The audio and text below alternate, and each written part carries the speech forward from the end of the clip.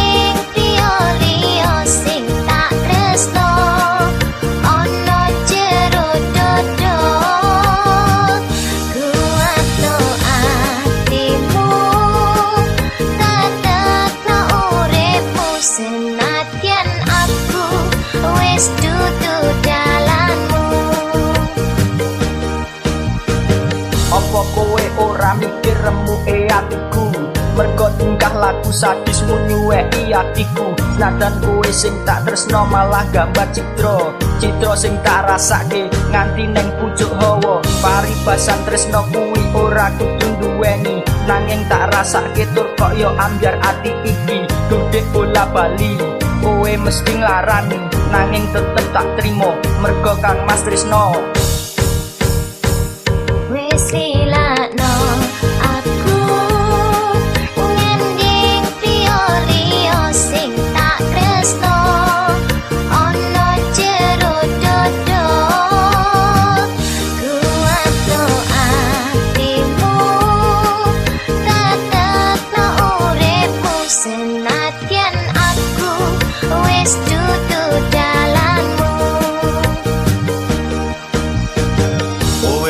Ninggal aku karo plantangan liya sing marai aku dadi keronto-ronto adikku sayang tapi utekmu peyang tega nglarani Kang Mas sing tenanan sayang aku kudu piye kok malah edan dhewe ngadepi kenyataan nek kowe ro liyane ya wis tak ikhlaske kowe karo kae amarga kabeh kuwi wis pancen dalane.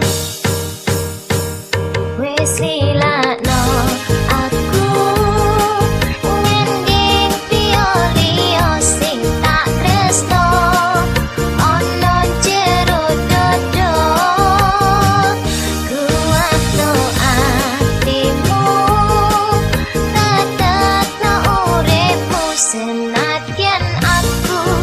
wis